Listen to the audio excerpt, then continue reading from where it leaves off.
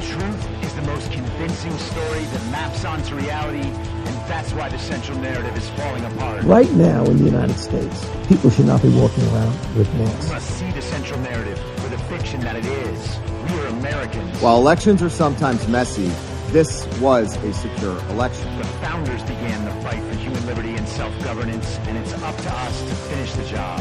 I'll tell you what, we are in a truth emergency right now. This is the end game.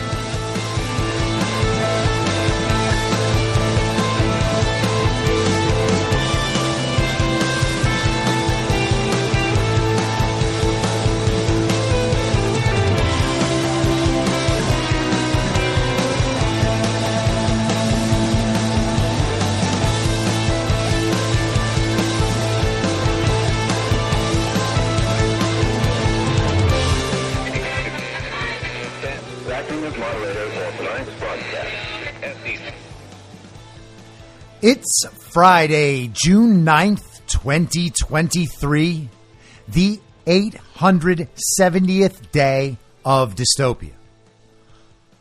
I'm your moderator, Chris Paul. Let's be reasonable.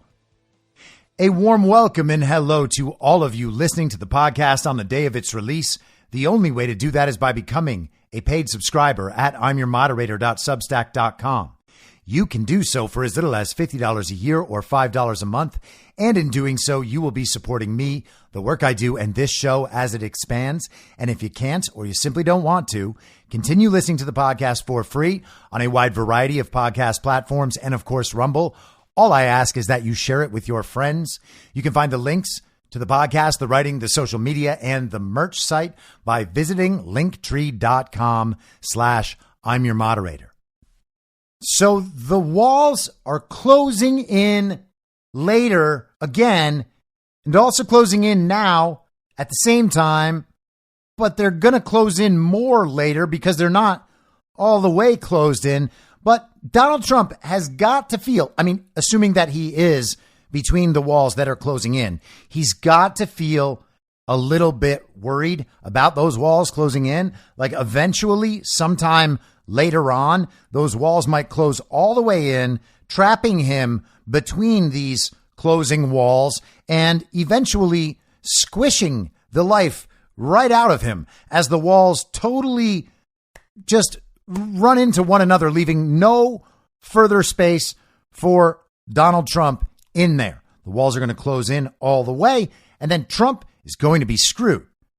We've been told that almost every day for almost 8 years. The 8-year anniversary of Donald Trump coming down the escalator is next week, and his detractors among the world's leading and not so leading communists are certain that this time they have him. And it reminds me of this wonderful clip from Batman: The Dark Knight.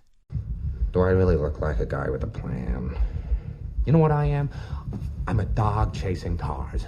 I wouldn't know what to do with one if I caught it. You know, I just do things. So the dogs chasing the car have finally caught the car.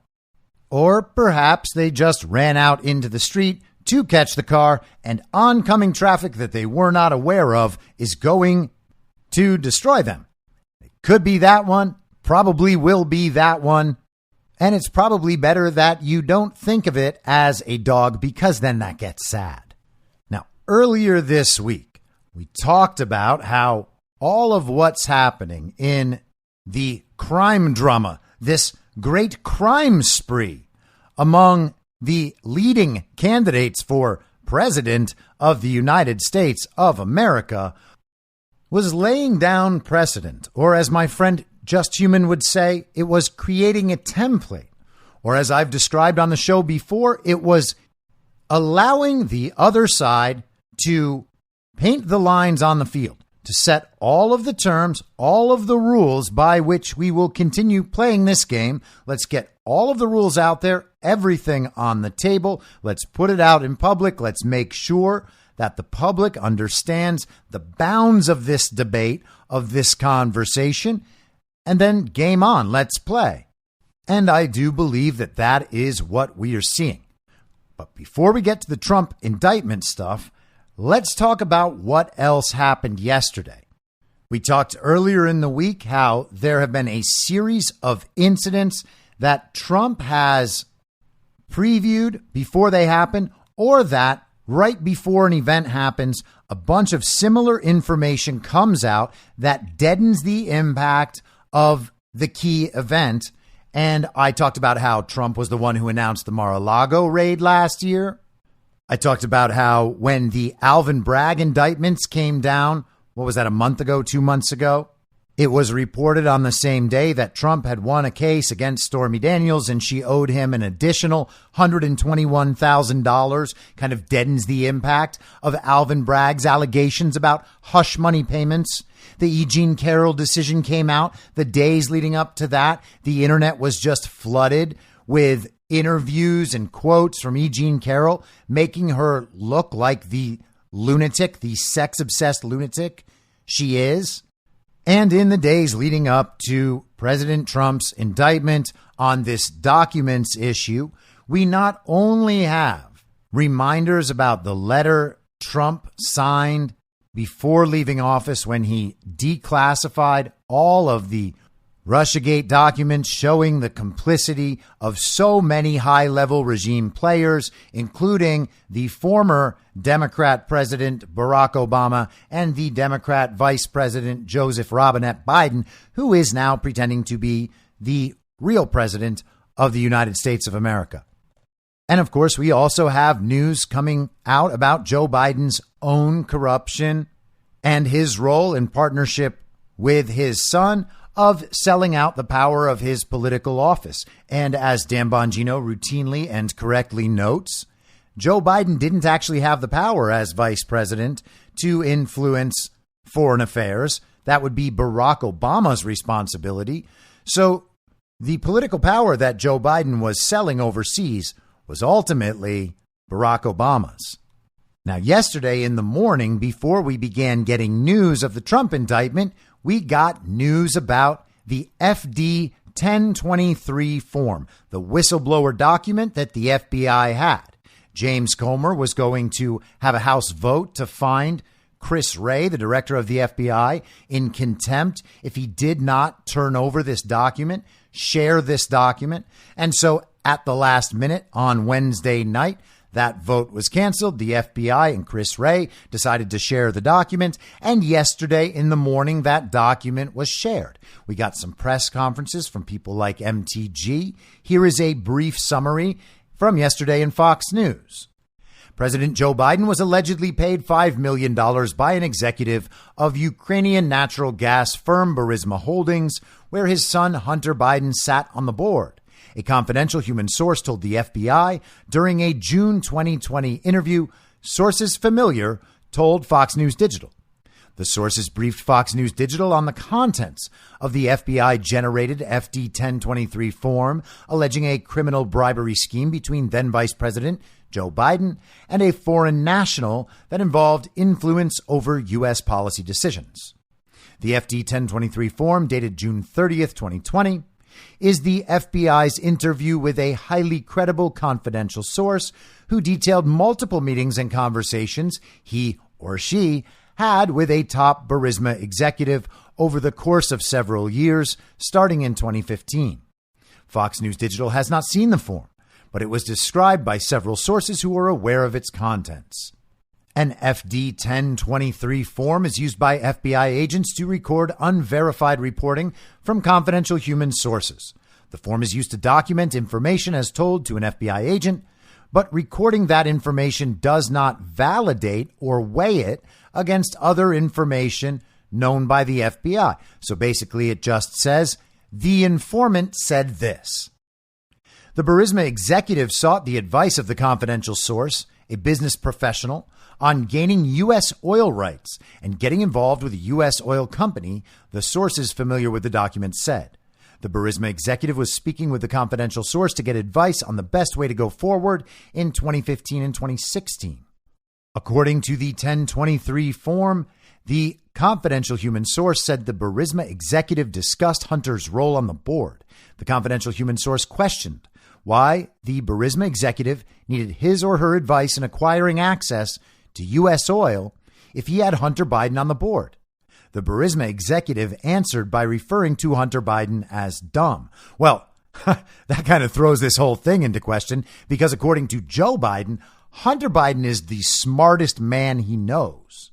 Now, unless Joe Biden is ill-informed on what smart is, or he's lying, and neither of those two things could be possible, then this executive must be wrong because Hunter Biden cannot be dumb. The Burisma executive explained to the confidential source that Burisma had to, quote, pay the Bidens because Ukrainian prosecutor Viktor Shokin was investigating Burisma and explained how difficult it would be to enter the U.S. market in the midst of that investigation. The confidential source further detailed that conversation, suggesting to the Burisma executive that he pay the Bidens $50,000 each, to which the Burisma executive replied, "It is not $50,000, it is $5 million. $5 million for one Biden, $5 million for the other Biden." The Burisma executive told the confidential human source, according to a source familiar with the document. The article goes on to fill out more of the backstory. We've discussed a little bit of this on the podcast, and I'm sure you've heard it in countless places. But just one more note. Fox News Digital has learned that the confidential human source has been used by the FBI as a regular, reliable source of information since 2010 and has been paid approximately $200,000 by the Bureau. Sources said the Burisma executive appears to be at a very, very high level of the company. One source familiar suggested the confidential source could be referring to the head of Burisma, Mykola Zlochevsky, but said the name of the Burisma executive is redacted in the document. Now, that is not the only trouble springing forth from this whistleblower. Marjorie Taylor Greene was on Laura Ingraham last night and had this to say. Now we also know that there isn't just one 1023 form that the FBI possesses. There's multiple 1023 forms. What? And here's what, there's more. Oh my God. When are we gonna get our hands on those? Or are you gonna get your hands on those? Next week. And this is why I want to tell you, in what seems like an extremely dark day and where we are appalled, infuriated, disgusted, and just outraged over the hypocrisy of Merrick Garland bringing charges and Jack Smith bringing charges against President Trump for this document hoax. And you're right. It's today for a reason. On this 1023 form, it references two more 1023 forms. And so our oversight committee was able to read the first one today. But next week, Chairman Comer and, of course, Congressman Raskin get to go in and look at two more 1023 forms. And tomorrow, subpoenas go out for more banks related to Ukraine bank accounts and wire transfers. So we are moving along. And I want to tell you something really interesting. The person referenced, their name is redacted on this 1023 form that we read today, said that it would take us 10 years to uncover all the bank accounts and all the wire transfers involving the Bidens. Well, on oversight, we've done it in less than 6 months, and we really think that we're on to a lot more. Now, not to doubt the skill of the oversight committee, but I'm guessing that this process was sped up not so much by their skill and instead by the fact that the Marco Polo Research Group has spent over 18 months now going through the Biden laptop and compiling the report on the Biden laptop, which includes a bunch of those financial records and the tracing of a bunch of these business connections. But the larger point is that in the morning yesterday, the country was told that there is a reliable, confidential human source who has been working with the federal law enforcement agencies for over 10 years, has been paid $200,000 because his information is reliable, and the whistleblower has communicated that there were these business deals, these arrangements set up for the Biden family to rake in millions and millions of dollars for their political corruption, as they have done throughout Joe Biden's 5-decade-long career. Joe Biden was actually asked about this yesterday. Here's his response. Allegation. Congresswoman Nancy Mace says there's damning evidence in the FBI file that you sold out the country. Do you have a response to the congressional Republicans? Where's the money? I'm joking. Mr. President, it's rather to a bunch of malarkey. Mr. President.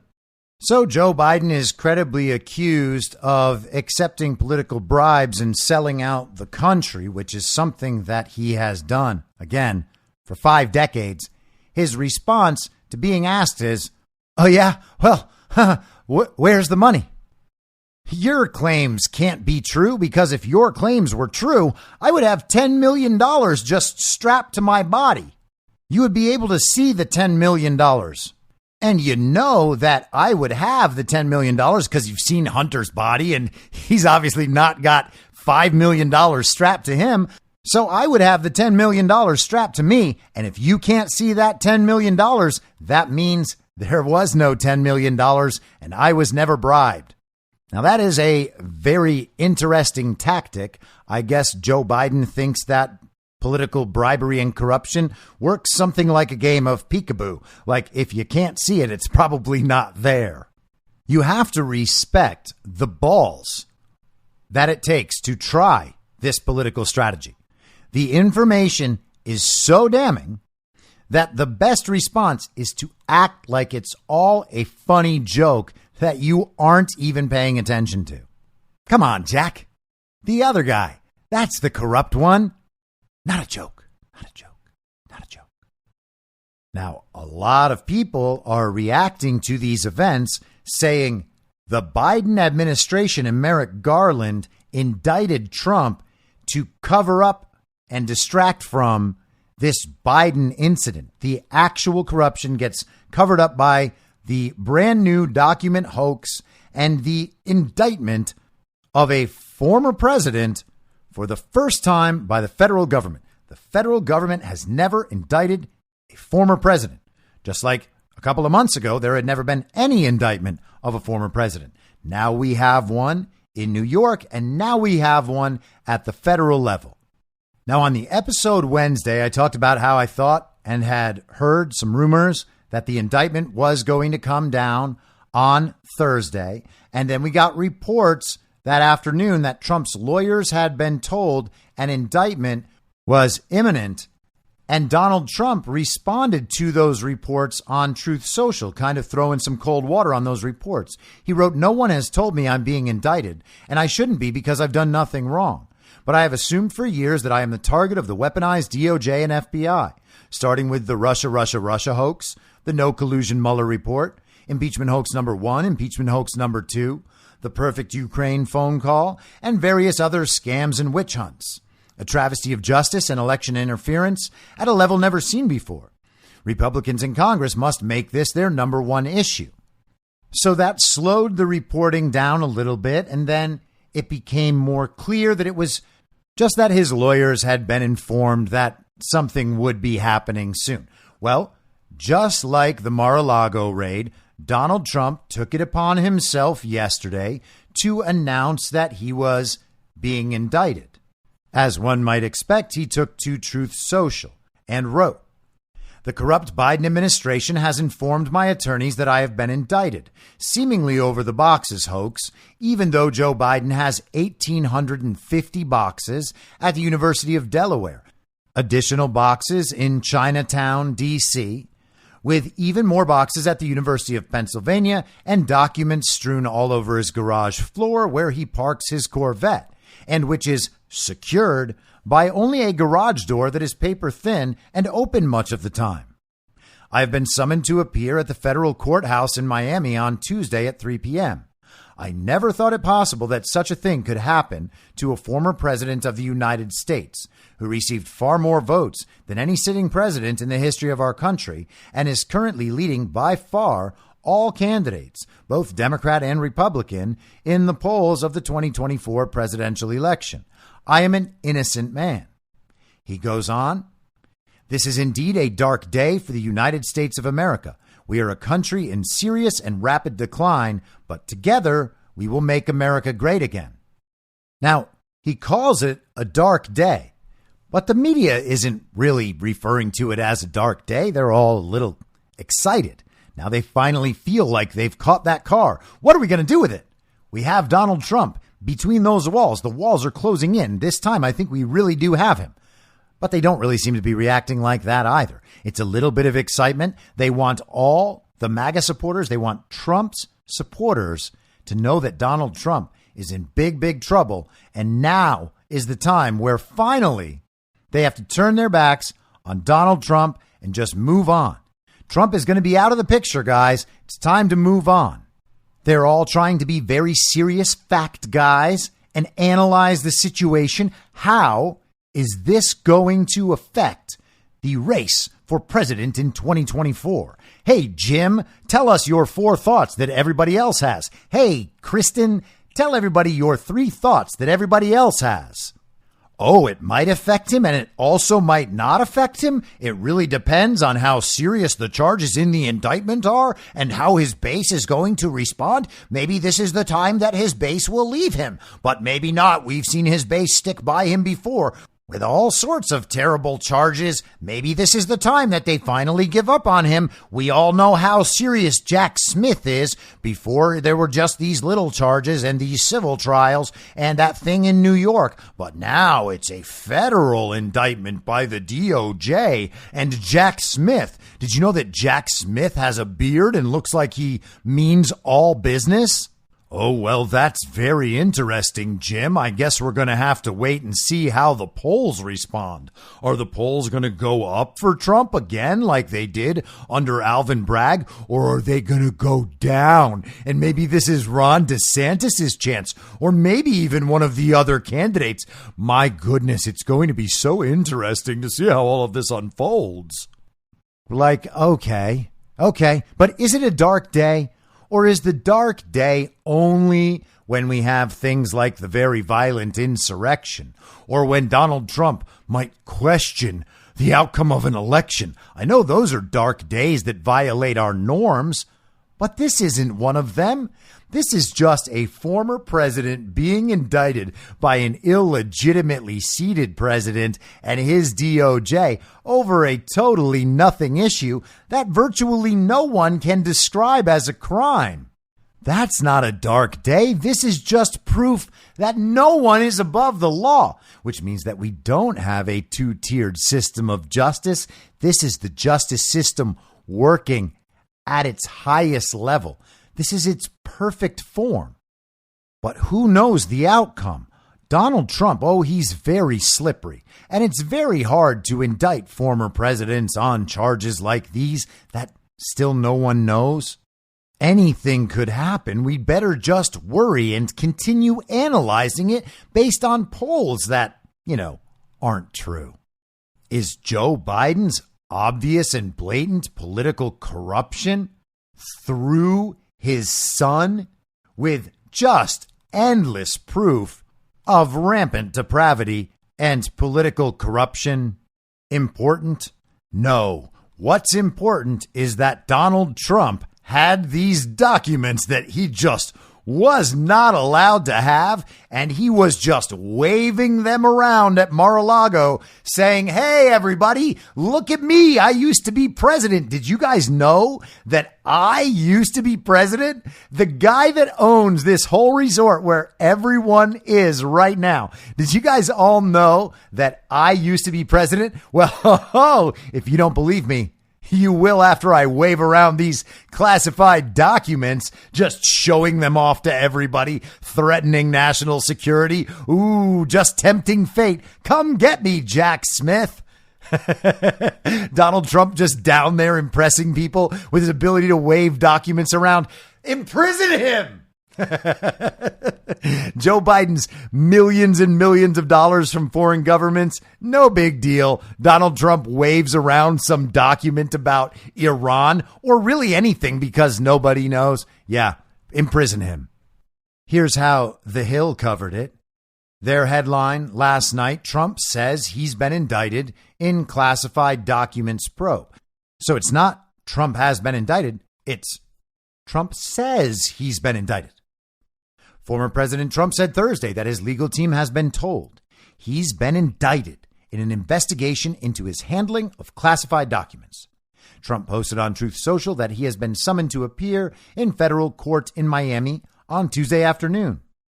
One of Trump's attorneys in the matter, Jim Trusty, confirmed the indictment during a late Thursday appearance on CNN, indicating that the former president is facing charges on 7 counts, including for violations of the Espionage Act and obstruction of justice. Special counsel Jack Smith has been overseeing the investigation into Trump's handling of classified documents since he was appointed to the role in November.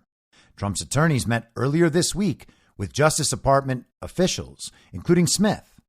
Experts widely viewed the meeting as a sign that Smith's investigation was winding down.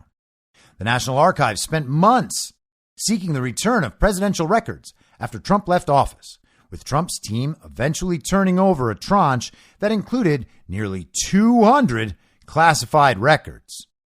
Just as an aside, the Gateway Pundit noted in an article today, the president's handling of classified documents is settled law. Far-left D.C. Judge Amy Berman Jackson ruled in 2012 that there is no provision in the Presidential Records Act that gives the National Archives the power to seize records from a former president. They point out the relevant section that says specifically, NARA lacks any right, duty, or means to seize control of them. But we are told NARA had every right to get those documents from Donald Trump, and because he hadn't turned the documents over fast enough, the whole thing became a crime. Back to the article in The Hill. That ignited the Justice Department investigation that included a subpoena for records and eventually spurred the August 2022 search of Trump's Mar-a-Lago residence in Florida, where the FBI found more than 100 additional classified records, or so they claim. Trump's team in June had turned over just 38 classified records when asked to hand over any remaining classified materials. The warrant the FBI secured to search the property indicated that they expected to find evidence to support violations of the Espionage Act and obstruction of justice. Trusty said those charges were included on what he described as a summons rather than an indictment, along with charges for making a false statement. Also included was a charge under a statute dealing with witness tampering, which covers obstruction of an official proceeding, a charge leveled against numerous January 6th defendants. He said he also believes a conspiracy count is included among the charges, an indication others would face charges in the probe. He's going to show up, Trusty said, of Trump's Tuesday summons. Look, he knows he's innocent.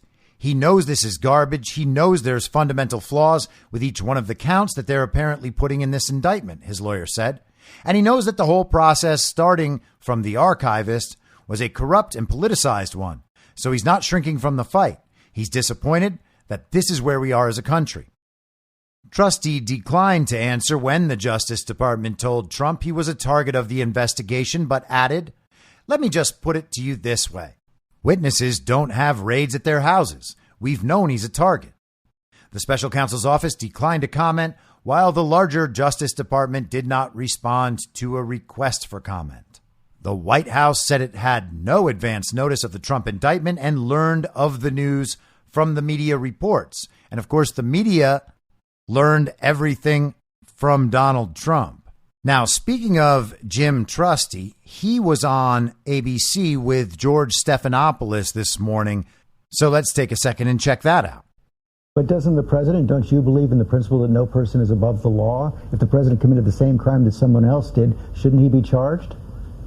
No person is below the law. That's really the issue here. I mean, you've got these investigations in Delaware that are 1,000 times more serious by a sitting president who has authorized his DOJ to try to sink the candidacy of his prime opposition, while that guy has unsecured documents that he stole out of a skiff dozens of years ago. So, look, you know, we're not talking about some sort of favoritism. What are you talking about? That is a ridiculous statement. There's this issue.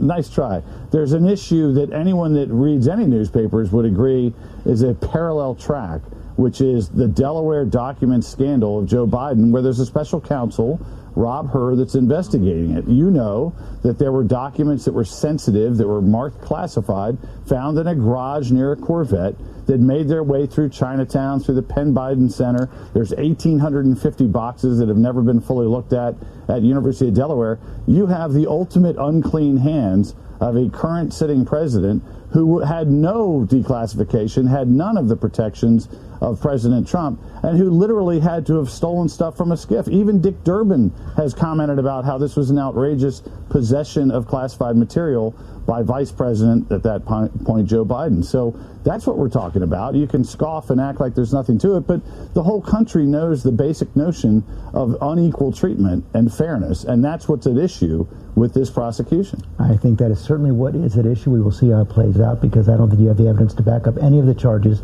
you just made. Mr. Trusty, thank you very much.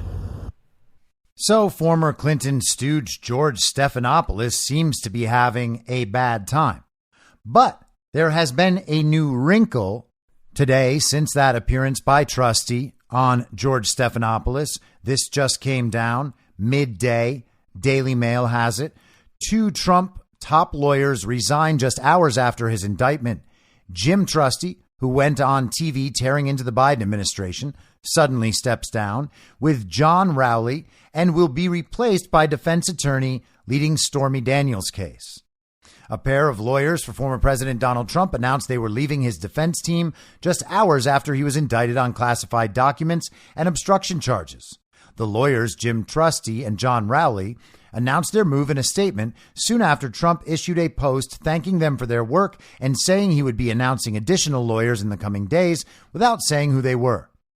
This morning, we tendered our resignations as counsel to President Trump, and we will no longer represent him on either the indicted case or the January 6th investigation, said Trusty and Rowley without further explanation for the reasons. It has been an honor to have spent the last year defending him, and we know he will be vindicated in his battle against the Biden administration's partisan weaponization of the American justice system, they said. But back to the Hill article so that we can get the full official story from the central narrative on the record, because you gotta know what the regime wants you to believe in order to figure out where all the holes in their story are. The notice to appear in Miami comes after the Justice Department recently began bringing witnesses before a grand jury there and could suggest it plans to pursue a broad case against Trump. Much of the activity to support both the Espionage Act and obstruction of justice occurred in Florida. Doing so could also shield the prosecution from legal challenges based on bringing the charge in an improper venue, as defendants have a right to face trial in the location where the alleged crime occurred. Now, it turns out that right as I'm recording this episode, the Trump indictment is unsealed and available on the internet for our viewing pleasure. We'll go through that in just a second. NBC News summarizes it this way. Trump faces 37 counts on 7 charges. Trump faces 31 counts of willful retention of national defense information, 1 count of conspiracy to obstruct justice, a count of withholding a document or record, a count of corruptly concealing a document or record, a count of concealing a document in a federal investigation, a count of scheming to conceal, and a count of false statements and representations. Each of the charges carries a maximum fine of $250,000 and prison time of 5 to 20 years. So Trump is going to owe them $1 million, billion, bazillion dollars and spend the next 240 years in prison. But let's go through the charging section of the indictment. Let's see what the counts are. Counts 1 to 31. Willful retention of national defense information, 18 U.S. Code Section 793E. The general allegations of this indictment are realleged and fully incorporated here by reference. On or about the dates set forth in the table below in Palm Beach County in the Southern District of Florida and elsewhere, the defendant, Donald J. Trump, having authorized possession of, access to, and control over documents relating to the national defense, did willfully retain the documents and fail to deliver them to the officer and employee of the United States entitled to receive them. That is, Trump, without authorization, retained at the Mar-a-Lago Club documents relating to the national defense, including the following. Now, in the indictment, it says that Donald Trump ceased to be president at noon on January 20th, 2021. So the dates on all of these counts of willful retention of national defense information are January 20th, 2021 through August 8th, 2022, the date of the Mar-a-Lago raid, except for counts 22 through 31 that end on June 3rd, 2022. So it was illegal for Trump to have them up until June 3rd, and then apparently he, gave them back? But he's still in big trouble for having them in the first place, of course. For each entry, it lists the classification marking of the document, and we are to assume, and the media will assume, that all of these documents remained at that classification while Trump had them and that he had not declassified them. But again, we're not talking about the Presidential Records Act here. We're talking about the Espionage Act. Here is what Wikipedia has to say about the Espionage Act of 1917. It's a federal law enacted on June 15th, 1917, shortly after the United States entered World War I. It has been amended numerous times over the years. It was intended to prohibit interference with military operations or recruitment, to prevent insubordination in the military, and to prevent the support of United States enemies during wartime. In 1919, the Supreme Court of the United States unanimously ruled through Schenck versus United States that the act did not violate the freedom of speech of those convicted under its provisions. The constitutionality of the law, its relationship to free speech, and the meaning of its language have been contested in court ever since. So a law of questionable meaning, interpretation, and constitutionality is being used to indict the former president of the United States, the first time a former president has ever been federally indicted. But let's take a look at these here documents. Counts 1 through 31. What does he have? A document dated May 3rd, 2018, concerning White House intelligence briefing related to various foreign countries. A document dated May 9th, 2018, concerning White House intelligence briefing related to various foreign countries. An undated document concerning military capabilities of a foreign country and the United States with handwritten annotation in black marker. Oh, that's like when he drew the hurricane path. Document dated May 6, 2019, concerning White House intelligence briefing related to foreign countries, including military activities and planning of foreign countries. A document dated June 2020, concerning nuclear capabilities of a foreign country. Ooh, that sounds like the Washington Post nailed it last August. Donald Trump was trading our nuclear secrets. A document dated June 4th, 2020, concerning White House intelligence briefing related to foreign countries. There's a lot of those. A document dated October 21st, 2018, concerning communications with a leader of a foreign country. Document dated October 4th, 2019, concerning military capabilities of a foreign country. An undated document concerning military attacks by a foreign country. A document dated November 2017 concerning military capabilities of a foreign country. And it just keeps going on like this. An undated document concerning military contingency planning of the United States. Pages of an undated document concerning projected regional military capabilities of a foreign country and the United States. Undated documents concerning military capabilities of a foreign country and the United States, concerning military options of a foreign country and potential effects on U.S. interests. A document dated February 2020 concerning policies in a foreign country. A document dated December 2019 concerning foreign country support of terrorist acts against United States interests. A document dated January 2020 concerning military capabilities of a foreign country. A document dated March 2020 concerning military operations against the United States forces and others. An undated document concerning nuclear weaponry of the United States. Ooh. An undated document concerning the timeline and details of an attack in a foreign country. Undated document concerning military capabilities of foreign countries. Document dated August 2019 concerning regional military activity of a foreign country. And they all pretty much go exactly like that. Count 32, conspiracy to obstruct justice.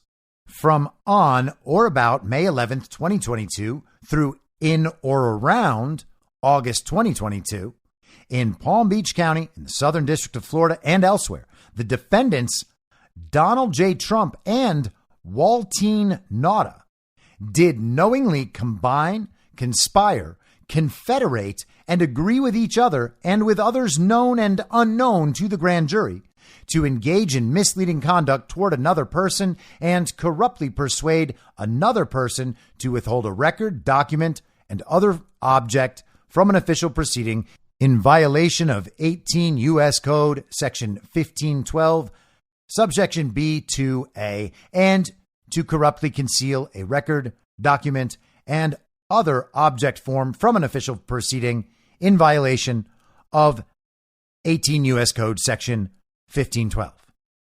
The purpose of the conspiracy was for Trump to keep classified documents he had taken with him from the White House and to hide and conceal them from a federal grand jury. So Trump and his valet conspired to withhold documents from a federal grand jury. The manner and means by which the defendant sought to accomplish the objects and purpose of the conspiracy included, among other things, the following: suggesting that Trump, Attorney 1, falsely represented the FBI and grand jury that Trump did not have the documents called for by the May 11th subpoena. So they're going to lie about it. That was A. B. Moving boxes of documents to conceal them from Trump Attorney 1, the FBI, and the grand jury. So Trump and Nauta conspired to move boxes and conceal them from Trump's attorney, the FBI, and the grand jury. C. Suggesting that Trump Attorney 1 hide or destroy documents called for by the May 11th subpoena. D. Providing to the FBI and grand jury just some of the documents called for by the May 11th subpoena, while Trump claimed he was cooperating fully. Ooh, that Trump. He only gave them some of what they wanted and held back other things that they wanted knowingly, for sure. He did it because he's a bad, bad man. E. Causing a false certification to be submitted to the FBI and grand jury, representing that all documents with classification markings had been produced when in fact they had not. And F. Making false and misleading statements to the FBI. Count 33. From on or about May 11th, 2022 through in or around August 2022 in Palm Beach County, in the Southern District of Florida, and elsewhere, the defendants, Donald J. Trump and Waltine Nauta. Imagine being named Waltine. I mean, no offense to this guy. I hope that he likes his name and has had a wonderful life. And, you know, if he gets to hang out with Trump at Mar-a-Lago, it couldn't have gone all that bad. But come on, don't name your child Waltine. Sounds like you tried to name him Walter, but were just obsessed with saltine crackers and you combined them. That's not a good idea. Someone should have a conversation with Mr. and Mrs. Nauta about what they were thinking. So they did knowingly engage in misleading conduct toward another person and knowingly corruptly persuade and attempt to persuade another person with intent to cause and induce any person to withhold a record, document, and other object from an official proceeding. That is, Trump attempted to persuade Trump Attorney 1 to hide and conceal documents from a federal grand jury, and Trump and Nauta misled Trump Attorney 1 by moving boxes that contained documents with classification markings so that Trump Attorney 1 would not find the documents and produce them to a federal grand jury. So Trump was hiding stuff from his own lawyers because he knew that if his lawyers got their hands on that stuff, they would turn them over to the federal grand jury and then Trump would be in big, big trouble. Count 34. Corruptly concealing a document or record. Donald Trump and Waltine Nauta did corruptly conceal a record, document, and other object and attempted to do so with the intent to impair the object's integrity and availability for use in an official proceeding. That is, Trump and Nauta hid and concealed boxes that contained documents with classification markings from Trump Attorney 1 so that Trump Attorney 1 would not find the documents and produce them to a federal grand jury. Count 35. Trump and Nauta did knowingly conceal, cover up, falsify, and make a false entry in any record, document, and tangible object with intent to impede, obstruct, and influence the investigation and proper administration of any matter within the jurisdiction of a department and agency of the United States and in relation to and contemplation of any such matter, that is, during a federal criminal investigation being conducted by the FBI, Trump and Nauta hid, concealed, and covered up from the FBI Trump's continued possession of documents with classification markings at the Mar-a-Lago Club, and Trump caused a false certification to be submitted to the FBI. So people signed off on the fact that the documents were all turned over, but Trump and Nauta hid these documents, which caused a false certification. And you have to start wondering at some point whether or not Jim Trusty and the other attorney, John Rowley, are somehow involved with all of this at a different level than we currently understand. Because all of these counts and charges seem to be heading in the direction of making the claim that Trump hid all this stuff from his lawyers, causing his lawyers to do something wrong, and he conspired with his valet to do this. They can't get him on having these records in the first place, but they can get him, they think, on how he handled these records once they were subpoenaed, once they were asked for by NARA. Count 36, Donald Trump and Waltine Nauta, in a matter within the jurisdiction of the judicial branch and executive branch of the United States government, did knowingly and willfully falsify, conceal, and cover up by any trick, scheme, and device a material fact. That is, during a federal grand jury investigation and a federal criminal investigation being conducted by the FBI, Trump and Nauta hid and concealed from the grand jury and the FBI Trump's continued possession of documents with classified markings. Count 37. Donald Trump, in a matter within the jurisdiction of the judicial branch and executive branch of the United States government, did knowingly and willfully make and cause to be made a material false, fictitious, and fraudulent statement and representation, that is, during a federal grand jury investigation and a federal criminal investigation being conducted by the FBI, Trump caused the following false statements and representations to be made to the grand jury and the FBI in a sworn certification executed by Trump Attorney 3.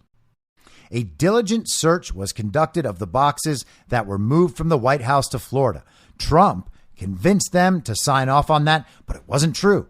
Also, this search was conducted after receipt of the subpoena in order to locate any and all documents that are responsive to the subpoena and see any and all responsive documents accompany this certification.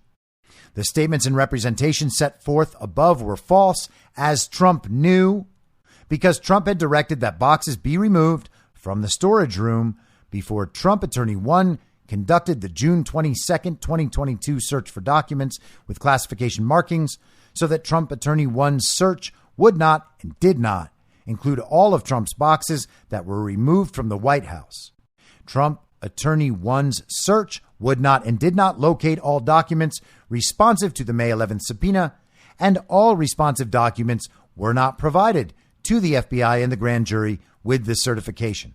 In fact, after June 3rd, 2022, more than 100 documents with classification markings remained at the Mar-a-Lago Club until the FBI search on August 8th, 2022.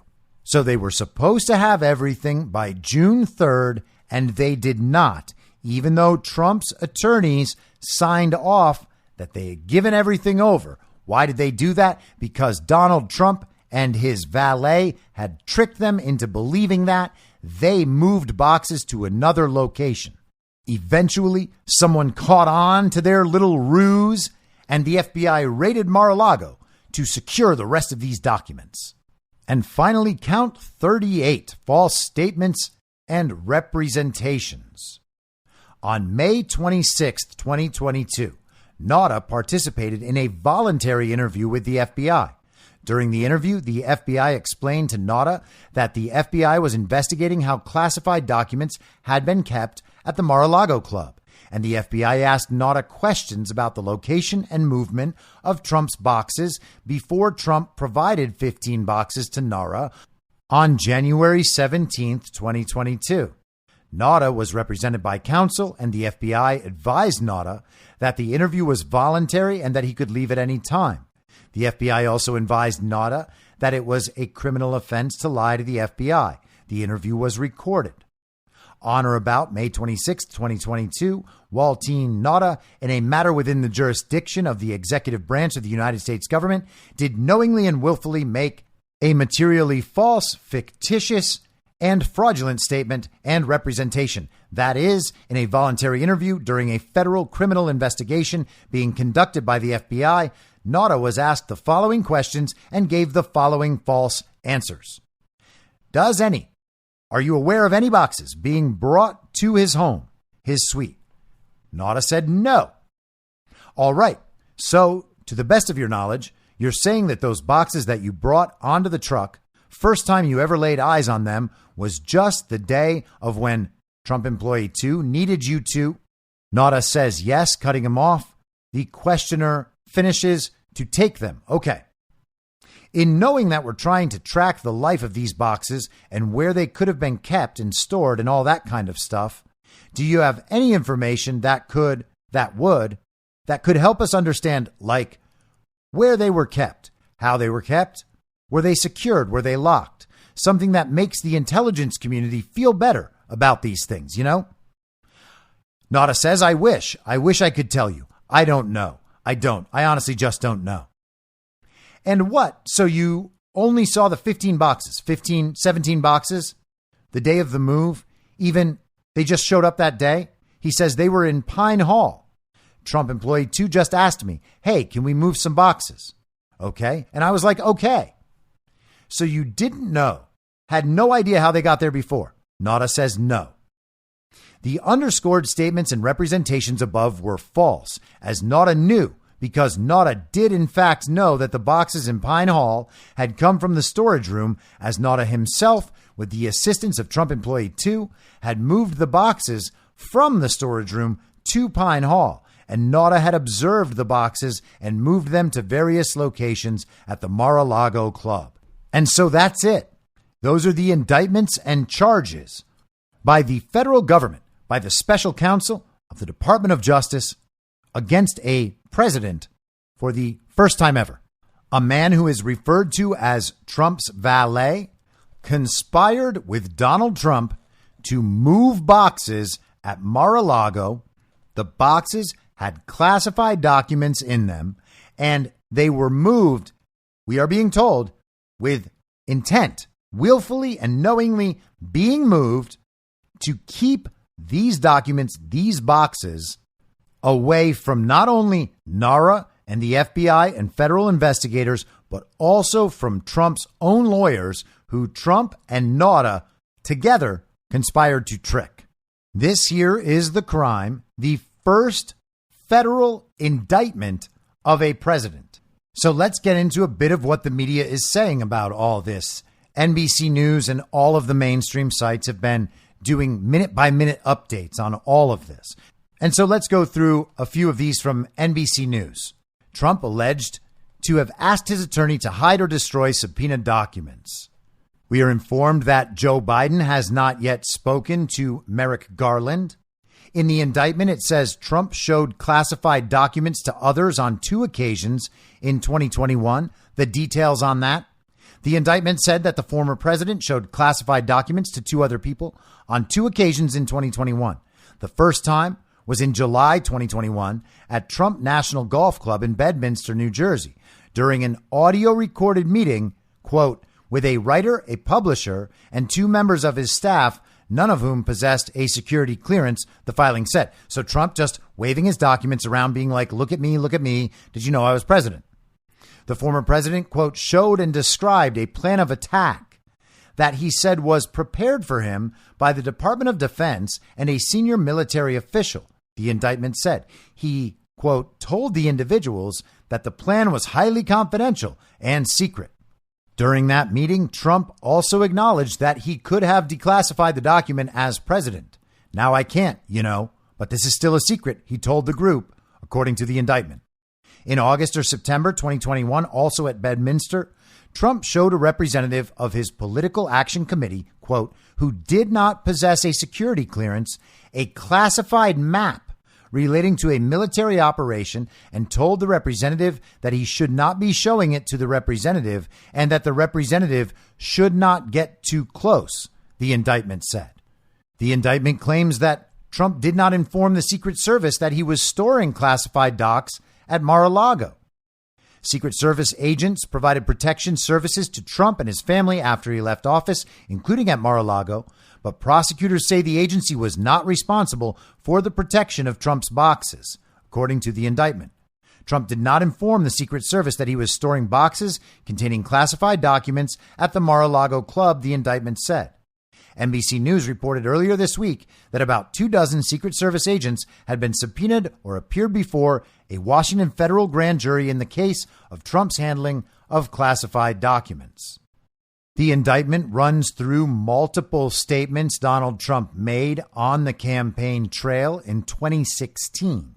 I imagine these are included to make it clear that Donald Trump knew he was doing something very, very bad. The classified documents that Trump stored at Mar-a-Lago included information, quote, regarding defense and weapons capabilities of both the United States and foreign countries, end quote, as well as on U.S. nuclear programs, according to the indictment. Prosecutors also said the classified documents included information about, quote, potential vulnerabilities of the United States and its allies to military attack and, quote, plans for possible retaliation in response to a foreign attack. The unauthorized disclosure of these classified documents could put at risk the national security of the United States, foreign relations, the safety of the United States military, and human sources, and the continued viability of sensitive intelligence collection methods, the indictment said. So Trump has endangered all of us with his irresponsible handling of these documents. Nauta, the Trump employee facing criminal charges along with his boss, walked into a storage room at Mar-a-Lago on December 7th, 2021, only to find various papers strewn on the floor, including one marked secret, according to the newly unsealed indictment. The document contained markings indicating it could be viewed only by members of the Five Eyes intelligence agencies, the United States, the UK, Australia, Canada, New Zealand, the indictment said. Upon seeing the mess, Nauta took photos and texted them to another Trump employee. One of the photos shows a classified document, the indictment alleged. Oh no, the unnamed second Trump employee responded. So the drama intensifies. The indictment recounted an interaction between Trump and one of his lawyers, Trump Attorney 1, when they were discussing what to do with a folder containing documents with classified markings.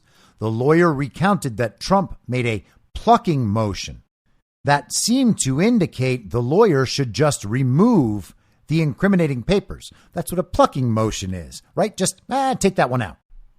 He made a funny motion as though, well, okay, why don't you take them with you to your hotel room? And if there's anything really bad in there, like, pluck it out, the lawyer said.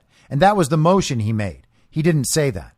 Well, that is a lot to assume from a small plucking motion. Jonathan Turley, a constitutional law expert who drew national attention when he became the lone Republican witness to testify during the first Trump impeachment hearings, appeared on Fox News this afternoon and described the newly unsealed federal indictment as extremely damning.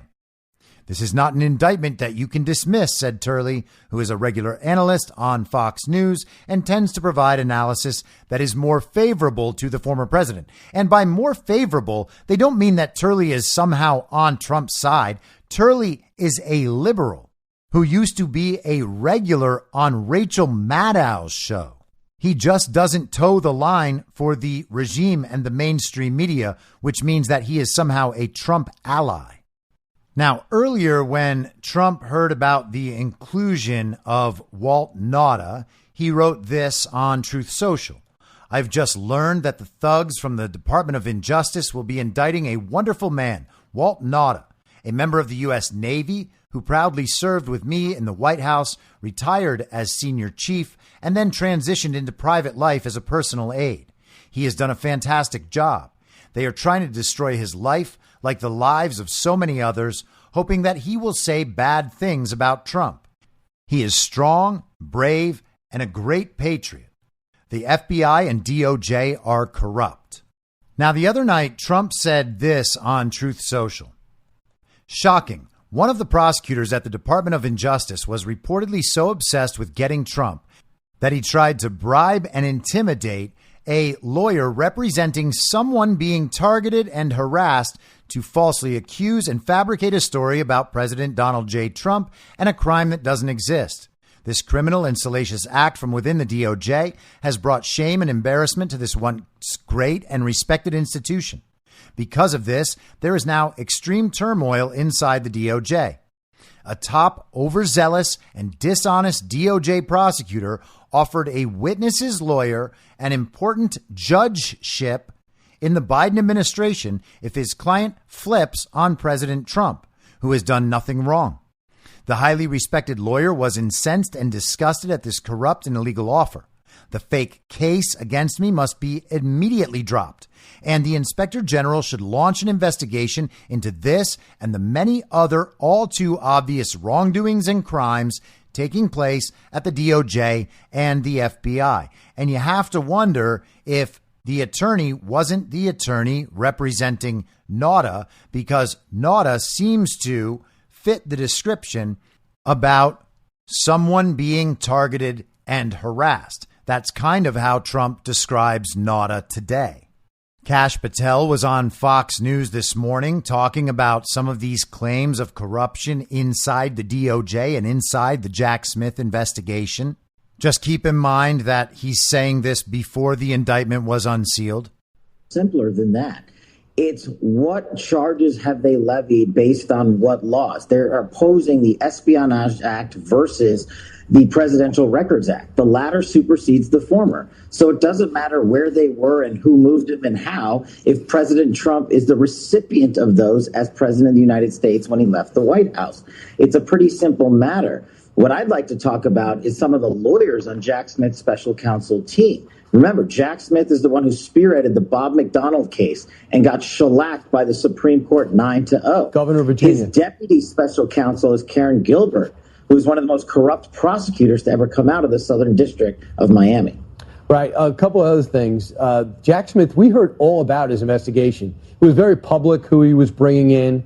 Now, why did he choose to go so public with what he was doing? Why do we get all these leaks out of his camp? Well, it's the same playbook that the FBI and DOJ have run, whether it's Russiagate, impeachment 1, impeachment 2, Jan 6, what have you. If it favors a story that helps push their narrative, they leak the information relentlessly, whether it's classified or not. And what they don't leak are their actions of corruption by the prosecutors bringing this case. And let me give you an example. The lead prosecutor, Karen Gilbert, who is likely to be the trial attorney in the Southern District of Florida in 2009, was so reprimanded in a narcotics trafficking case that she had to retire from her position. And years later, she was promoted upwards at the DOJ. And now you find, and don't believe me, go to the Ali Shagan case from 2009 and Judge Gold in the Federal District of the Southern District of Florida and look up Karen Gilbert. She is the Weissman to Jack Smith, and she has been pulling the reins on this investigation. And she was called one of the most corrupt people to, guess what? She wiretapped the defense lawyer's investigative office to eavesdrop on the conversation between the defense attorney and the investigator. And before she got slapped by the courts, she resigned from her position. This person is leading this prosecution. Have you talked to President Trump? Have you asked him, was this worth it? I mean, why even take these documents? So there is a lot going on here on both sides. And there is currently no reason to believe that any of this is serious, despite what Jonathan Turley is saying. Maybe all of these claims would be serious under normal serious circumstances, but after 8 years of failed efforts to get Trump and 8 years of being told that the walls are closing in, these desperate attempts to create crimes where crimes do not exist in order to get Trump are impossible to take seriously. We will probably find out that these documents were in fact declassified, and we will probably find out that Trump did not in fact conspire to hide these documents. From what we know right now, this story has all the makings of a story that is going to fall apart completely and only come back to haunt the people bringing it and the people in the media and elsewhere backing it and screaming about how the walls have finally closed in. This is what happens every time. There's no reason to believe it's going to be different this time.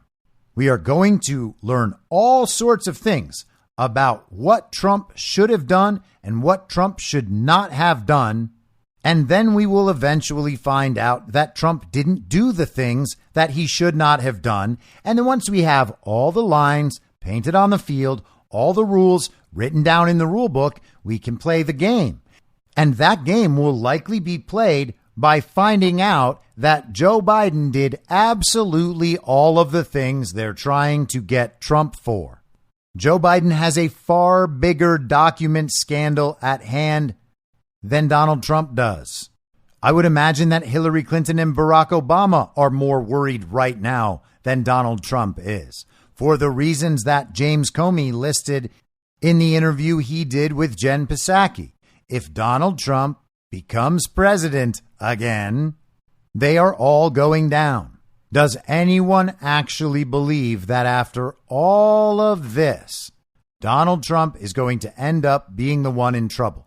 Of course not. Now, I was going to go through a bunch of the reactions to the Trump indictment. I'll share just a couple that seem like they might have some play in the future. There are people getting Donald Trump's back in major ways. Rick Scott from Florida said, Biden is single-handedly destroying the justice system in America. After tonight, Biden will go down as the most corrupt and despotic president in our nation's history. On the day his $5 million bribe is exposed to the public, his DOJ indicts Trump for something he himself has done. Representative Jim Banks said, they know Donald Trump is going to win and they're terrified. And of course, Ron DeSantis, the very serious candidate for the Republican nomination for president, said, the weaponization of federal law enforcement represents a mortal threat to a free society. We have for years witnessed an uneven application of the law depending upon political affiliation. Why so zealous in pursuing Trump, yet so passive about Hillary or Hunter? The DeSantis administration will bring accountability to the DOJ, excise political bias, and end weaponization once and for all. Yeah, sure you will, Ron. The DeSantis administration. Well, no one believes that's ever going to exist, so that is nonsense. I don't know who is doing the messaging for Ron, but another swing and a miss, guys. A lot of Republicans on Donald Trump's side have been saying that the rest of the Republican candidates need to either pause their campaign or end their campaign and rally around Donald Trump, since he is obviously the target of this illegitimate government. Now, I don't expect anyone to actually do that, but in terms of messaging, this is very good and very strong. It is essentially a direct moral claim that this is what must be done because of these extraordinary and dire circumstances. There is no Republican challenger with even the slightest chance of overcoming Donald Trump because they have no ability to remove MAGA supporters from supporting Donald Trump. It just cannot and will not happen. And I don't understand what it is about normie Republicans who think otherwise. Donald Trump's supporters are not going to switch to Ron DeSantis or anyone else. There is no chance that Ron DeSantis wins based on that fact alone.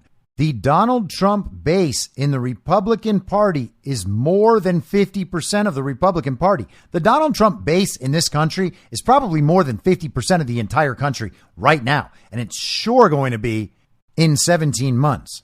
But they're not leaving Trump. More people come to Trump's side, the more this stuff keeps happening. And the loyalty to Trump among his base continues to rise as more of this stuff happens. No one else has even a slight chance, and they would be served by ending their campaigns and supporting Donald Trump, because their failure to do that shows them to be aligned with the regime. They want to take advantage of this situation. They've already struck out, failing to take election fraud into account in starting their campaigns. This is just another step of that. These people are not patriotic Americans acting in good faith. At best, they are an information op to fortify the public narrative around Donald Trump and Donald Trump's candidacy. But if they're not that, then they're nothing more than clownish regime stooges whose political careers are coming to a fast end along with the regime. Now, to wrap all this up, I am going to play Donald Trump's video statement from yesterday. I had so much more prepared. I'm not going to get to it. We'll just allow this story to develop over the weekend, and we'll come back on Monday to talk more about it, I'm sure. This is Donald Trump's response to the indictments, or maybe it's more properly stated as Donald Trump's own announcement of these indictments.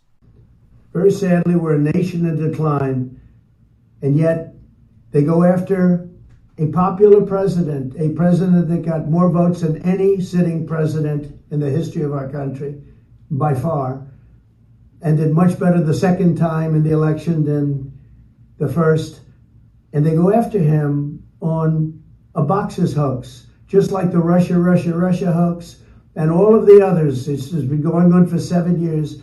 They can't stop, because it's election interference at the highest level. There's never been anything like what's happened. I'm an innocent man. I'm an innocent person. They had the Mueller hoax, the Mueller report, and that came out. No collusion after 2.5 years. That was set up by Hillary Clinton and Democrats. But this is what they do. This is what they do so well. If they would devote their energies to honesty and integrity, it would be a lot better for our country. They could do a lot better. They could do a lot of great things. But when you look at what's happened to our country in the last 3 years, we were energy independent. We had a strong military that wasn't woke. We were doing so well. We were respected all over the world. We got the biggest tax cuts in history, biggest regulation cuts in history. And what do? You have a president where an election was taken, got more votes than any sitting president in history by far, never anything even close. And they come after me because now we're leading in the polls again by a lot, against Biden and against the Republicans by a lot. But we're leading against Biden by a lot, a tremendous amount. And we went up to a level that they figure the way they're going to stop us is by using what's called warfare. And that's what it is. This is warfare for the law. And we can't let it happen. We can't let it happen. Our country is going to hell. And they come after Donald Trump, weaponizing the Justice Department, weaponizing the FBI. We can't let this continue to go on because it's ripping our country to shreds.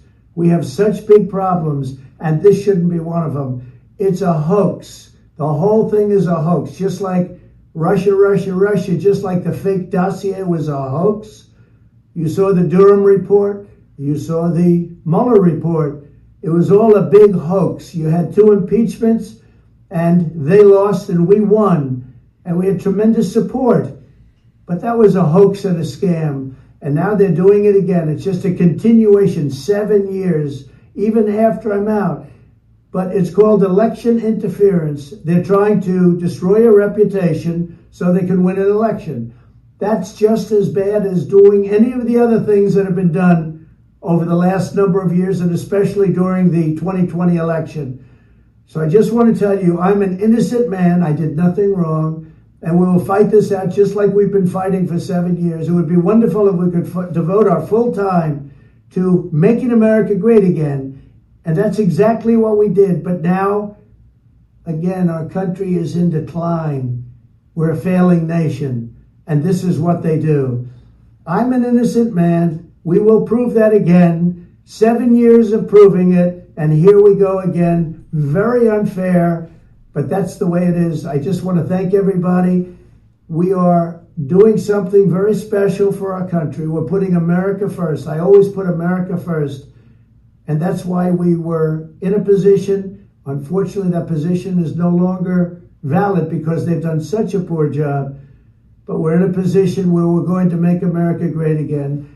I'm innocent, and we will prove that very, very soundly and hopefully very quickly. Thank you very much. So Donald Trump recorded that video in front of a painting called The Doctrine of Monroe. And that obviously suggests the Monroe Doctrine. Here's what Wikipedia has to say about the Monroe Doctrine. The Monroe Doctrine is a United States foreign policy position that opposes European colonialism in the Western Hemisphere. It holds that any intervention in the political affairs of the Americas by foreign powers is a potentially hostile act against the United States. The doctrine was central to American foreign policy for much of the 19th and 20th centuries. Now, have foreign powers been involved in influencing and intervening in the political affairs of the United States? Well, yeah. You got COVID. You got stolen elections. You've got all sorts of interference in U.S. political affairs by foreign nations, many of them facilitated by regime politicians in our country and in the illegitimate administration. So we'll see if some of that comes into play as this whole issue develops. Donald Trump, for his part, is out playing golf today. And this weekend, he is going to be making 2 appearances at separate state GOP events over the weekend in Georgia and in North Carolina. And that Georgia event is the one where America First Republicans in Georgia are basically taking over the Republican Party of Georgia. So that's going to be interesting. Trump does not seem to be slowing down at all. I am not worried about this. You should not be worried about this. Do not pay attention to the TV when it says this is a historic event. What is going to happen to the president? What is going to happen to the 2024 election and all the polls? What is the point of worrying about any of that? 17 months from now, things are not going to look as they do now. We are in very strange times. These are not normal political times. Do not adopt any of this analysis that you hear that assumes everything is just normal now. We have a legitimate president in office.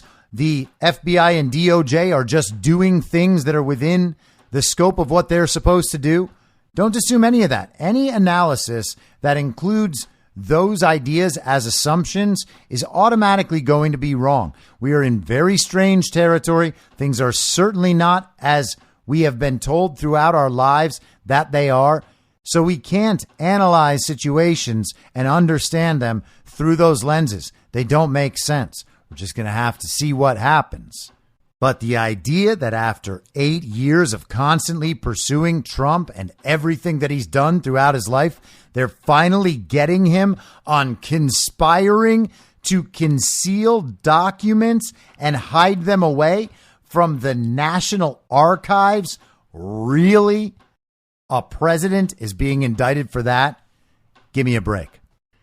I'll be back Monday at the same reasonable time on the same reasonable podcast network. I don't have a network. Masks and lockdowns don't work. They lied to you about a pandemic, and Joe Biden will never be president. In my mind, that's the end game. If you're listening to this episode for free, you can support me and support the show and the work I do by signing up for a paid subscription at imyourmoderator.substack.com. You can do so for as low as $50 a year or $5 a month. Comes out to under $0.25 per episode, and you'll blast right through the paywall for all of the writing. The merch store is www.cancelcouture.com, and you can find everything else by heading to Linktree, linktree.com/I'm your moderator. And I'll see you soon out on the range.